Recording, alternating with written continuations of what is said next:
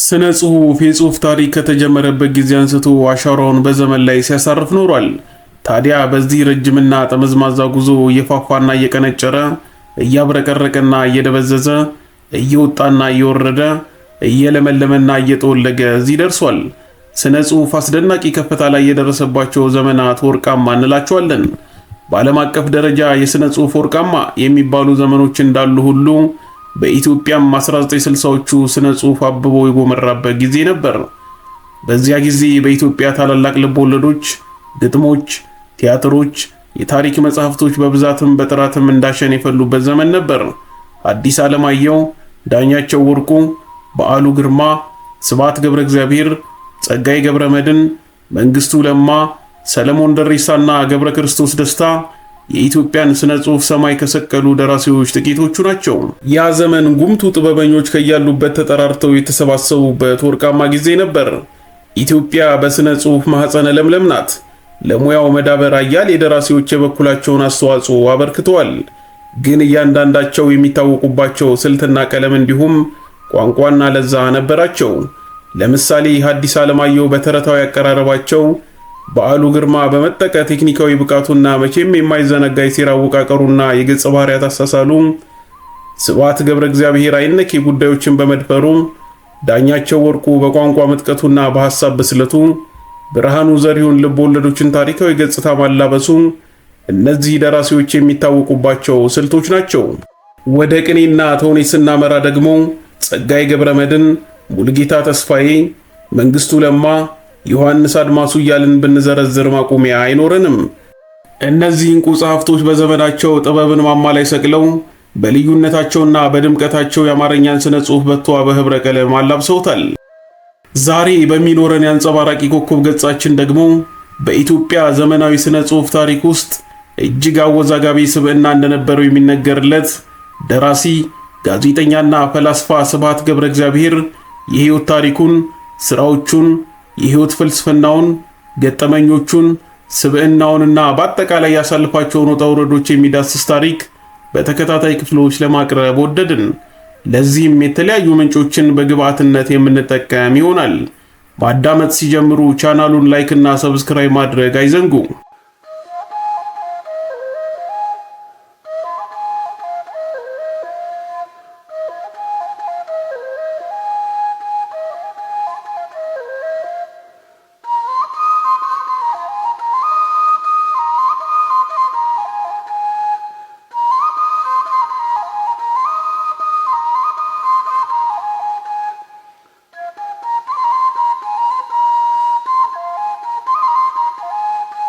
በዚህ ክፍል በቀብር ስነ ስርዓቱ ላይ በአርቲስት ተፈሪ ዓለሙ የተነበበውን የጋሽ ስብሐት ገብረ እግዚአብሔር አጭር ህይወት ታሪክ መጠነኛ ማሻሻያ አድርገን እናቀርባለን። ስብሐት ገብረ እግዚአብሔር የፋሺስት ጣሊያን ሰራዊት አዲስ አበባን ወሮ በያዘበት ዕለት ሚያዝያ 27 ቀን 1928 ዓ.ም በወቅቱ አጠራር ትግራይ ጠቅላይ ግዛት አድዋ አውራጃ ሩባ ገረድ በተባለች መንደር ከአባቱ ከቄስ ገብረ እግዚአብሔር ዮሐንስና ከእናቱ ከወይዘሮ መዓዛ ተወልደ መድኅን ተወለደ። ስብሐት ስለ ትውልድ መንደሩ ሲናገር አረንጓዴውን መስክ፣ ሸንተረሩን፣ የባላገሩን ጎጆ በምናባችሁ ሳሉት። የአዕዋፉን ዝማሬ፣ የከብቶቹን ጩኸት፣ ከመሬት ጋር ያለመታከት የሚታገለውን አርሶ አደር ሕይወት በልቦናችሁ አብሰልስሉት። በዚያ ባላገር ውስጥ ሚያዝያ 27 ቀን 1928 ዓ.ም ነው የተወለድኩት ብሎ ነበር። የስብሐት የደራሲነት ስንቅ መቋጠር የያዘው ከዚህ ከሩባ ገረድ የቤተሰብ ሕይወት አንስቶ ነበር። የስብሐት ገብረ እግዚአብሔር የሥራ ልምድ ሲጻፍ ከ1935 እስከ 1939 የነበረው የእረኝነት ዘመኑ ቢቀድምም በእናቱ በወለላይ መዓዛ ተወልደ መድኅን አሳሳቢነት የአድዋን የገጠር ሕይወት ተሰናብቶ ገና በልጅነቱ ወደ አዲስ አበባ መጥቶ ዘመድ ጋር ማደግ የጀመረባቸውና በዘመናዊ ትምህርት እየተቀረጸ ያለፈባቸው ጊዜያት ብዙ ላበረከታቸውና ለታወቀባቸው ሙያዎች በቂ ሆነውታል። ስብሐት ሽሮ ሜዳ አካባቢ ይገኝ ወደ ነበረው የስዊዲሽ ሚሽን ትምህርት ቤት ነበር መጀመሪያ የተላከው። በኋላ የሚያሳዳጊውን የጋሻ ጎስን የኢትዮጵያ መንግስት አማካሪ ሆኖ ወደ ግሪክ ሀገር መሄድ ተከትሎ በጃንሆይ ፍቃድ ትምህርቱን በተፈሪ መኮንን ከ1940 እስከ 1948 ተከታትሏል። ከልጅነት ያኳያ አዲስ አበባ ውቅያኖስ ሆነችብኝ። ተፈሪ መኮንን ትምህርት ቤት ደግሞ ባህር ሆነ። ትንሽዬ ኢትዮጵያን ፈጠረ በማለት ይናገር የነበረው ስብሃት የመኖሪያ አድማሱ በሰፋ ቁጥር ያስተሳሰብ አድማሱም እየሰፋ መጣ። ከ1946 እስከ 1947 ድረስ በተፈሪ መኮንን ትምህርት ቤት ዘቲኤምኤስ የተሰኘ መጽሔት በማዘጋጀት የጽሑፍ ስራውን ጀምሮ ነበር። ስለ ግርማዊ ቀዳማዊ ኃይለ ሥላሴ ሲናገር እንዲህ ይላል። በመጀመሪያ ስማቸው ይጠራ በነበረው በተፈሪ መኮንን ትምህርት ቤት ነው የተማርኩት። ጃንሆይ 400 የምንሆን አዳሪ ተማሪዎችን በወር አንድ ጊዜ አመሻሽ ላይ ጨለማው ላይን ያዝ ሲያደርግ ብቅ እያሉ ይጎበኙን ነበር። የወራቱን ፍራፍሬ አስጭነው ይመጡ ነበር። ሙዝ፣ ብርቱካን፣ መንደሪን ወይም ወይን ይሆናል ያመጡልናል። በራት ሰዓት ነበር የሚመጡት። እራት መብላት እንጀምራለን። ጃንሆይም እየተዘዋወሩ እያንዳንዳችንን ያናግሩናል። ያናገሩትን አይረሱም ይባል ነበር። አቤት ሲመጡ የሚሰማን ደስታ! እሳቸው መጥተው እኛም መጎብኘታቸው ደስ እንደሚለን እሳቸውም ወደኛ መምጣታቸው ሲያስደስታቸው አይቀርም። ምክንያቱም ልጆች ይወዳሉ። ነብስ ካወቅኩ በኋላ ስለ ጃንሆይ ስሰማ ከልጆቻቸው ልዑል መኮንንን በጣም ይወዱት ነበር። ጃንሆይ የተከዙ ዕለት በእግር በፈረስ ልዑል መኮንን ተፈልጎ መጥቶ ቢሮአቸው ወይም ባሉበት ቦታ እንዲያጫውታቸው ይደረጋል። ከአንድ ሩብ ሰዓት በኋላ አካባቢው በሳቅ ያውካካል። አቤት ልዑሉ የሞተ ዕለት ለቅሷቸው! ምናለ የዚያን ዕለት ባላየኋቸው! የጃንሆይ ሐዘን የዚያን ዕለት ነው ገዝፎ ይታየኝ። ለቀስተኛው መሳፍንቱና መኳንንቱ በግራና በቀኝ ሆነው እንባቸውን ያፈሳሉ። እሳቸውም በመካከል እያለፉ ወደ ቅድስት ሥላሴ ቤተክርስቲያን ሲጓዙ አየኋቸው። አቤት የዛን ዕለት እንዳሳዘኑኝ! የምር ልጅ ስለሚወዱ የፍቅራቸውን ያክል ሐዘናቸው መራር መሆኑ ይታይ ነበር።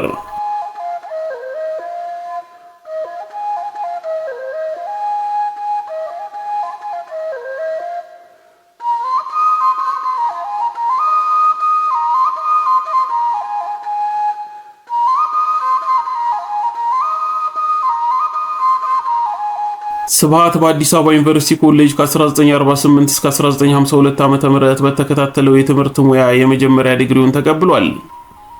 በእነዚያ የኮሌጅ ቀናቱ በቀዳማዊ ኃይለ ሥላሴ ቲያትር ቤት በተካሄደው የክርክር መድረክ ላይ ትምህርት ክፍሉን ወክሎ ያቀረበው የመከራከሪያ ሐሳብ ንጉሱን አስደምሞ በትምህርት ምክትል ሚኒስቴሩ በከበደ ሚካኤል አቅራቢነት በቤተ መንግሥት ተገኝቶ የወርቅ ሰዓት እንዲሸለም አብቅቶታል። በ1953 ዓመተ ምህረት ለተጨማሪ ትምህርት ወደ አሜሪካን ዌስተርን ሚቺጋን ዩኒቨርሲቲ አቅንቶ የላይብረሪ ሳይንስ ትምህርቱን መከታተል ጀምሮ ነበር። ነገር ግን በዋናነት የሚሰጠው ትምህርት የሀገሬውን ዜጎች እንጂ ስብሃትንና ኢትዮጵያን የሚጠቅም ሆኖ ሊያገኘው ስላልቻለ ሀገሬን የሚጠቅምበት ዕውቀት ስጡኝ አሊያም ወደ መጣሁበት እመለሳለሁ ብሎ የጠየቀው ባለመፈጸሙ ወደ ኢትዮጵያ ተመልሶ መጥቷል። በ1956 ዓመተ ምህረት የፍልስፍና መምህሩ ለነበሩት ፕሮፌሰር ክላውድ ሳምነር ረዳት ሆኖ ያገለግል ዘንድ ወደ ፈረንሳይ ሀገር ዩኒቨርሲቲ ማርሴይ የተላከ ሲሆን እሱም በተማረበት መስክ በቂ ዕውቀት ጨብጦ በኋላም በህትመት ያገኘውን ሰባተኛው መልአክ የተሰኘውን ልቦለዱን ይዞ ወደ ሀገሩ ተመልሷል።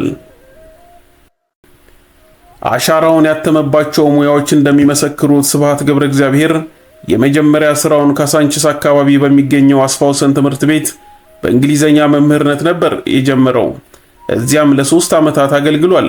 ከ1953 እስከ 1956 ዓመተ ምህረት በአስፋውሰን ትምህርት ቤት ከርዕሰ መምህሩ እስከ መምህራንና ተማሪዎቹ በሁሉም የተከበረ ለለውጥ ይሰራ የነበረ መምህርነትን የሚያከብር ባለሙያ ነበር።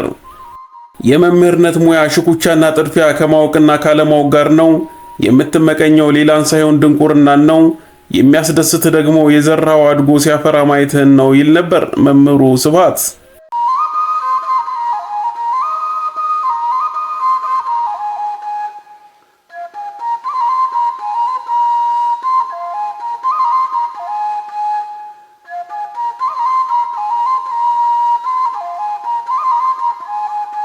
ከ1958 እስከ 1960 ዓመተ ምህረት በትምህርት ሚኒስቴር ስኮላርሺፕ ክፍልና የህዝብ ግንኙነት ባልደረባ ሆኖ ያገለገለ ሲሆን በቀጣዮቹ 2 ዓመታትም የኢትዮጵያ ጀግኖች ማህበር የእንግሊዘኛው መጽሔት አዘጋጅ ነበር።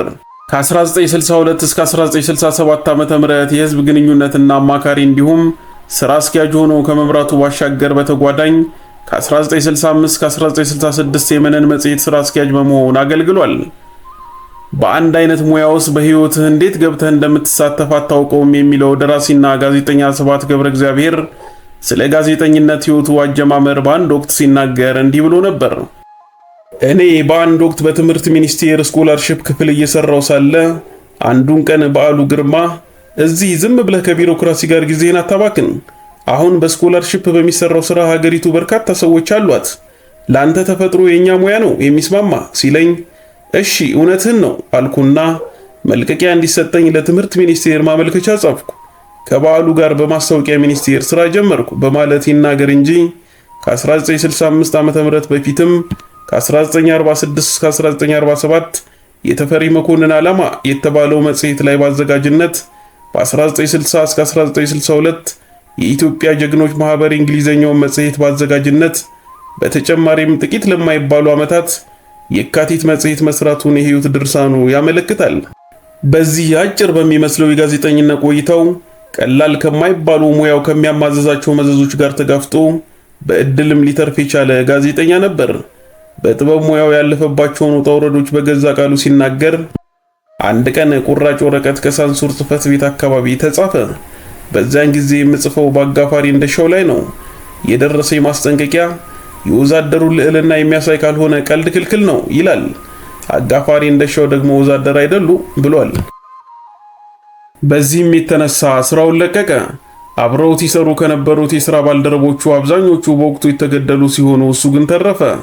ደራሲና ጋዜጠኛ ስብሐት ገብረ እግዚአብሔር ልዩ የብዕር ዘርን ከዘራባቸው የጋዜጣና የመጽሔት ማሳያዎቹ መካከል መነን መጽሔት፣ አዲስ ዘመን ጋዜጣ፣ አዲስ አድማስ ጋዜጣ፣ የዛሬቱ ኢትዮጵያ፣ እፎይታ መጽሔት፣ ለዛ መጽሔት፣ ሪፖርተር ጋዜጣ፣ ኔሽን ጋዜጣና ሌሎችም ለቁጥር የሚያታክቱ አያሌ የሥነ ጽሑፍ ውጤቶችን ያቀረበባቸው ናቸው።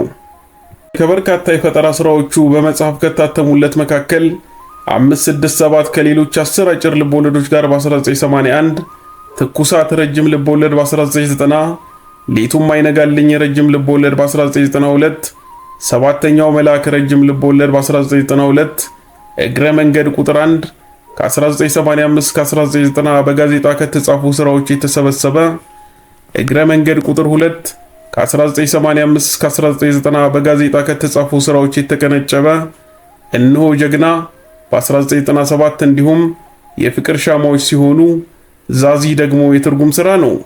ከስብሐት የድርሰት ሥራዎች ውስጥ ሌቱም አይነጋልኝ ወደ ፈረንሳይኛ ተተርጉሞ ለፈረንሳይኛ አንባቢዎች ሊቀርብ ችሏል።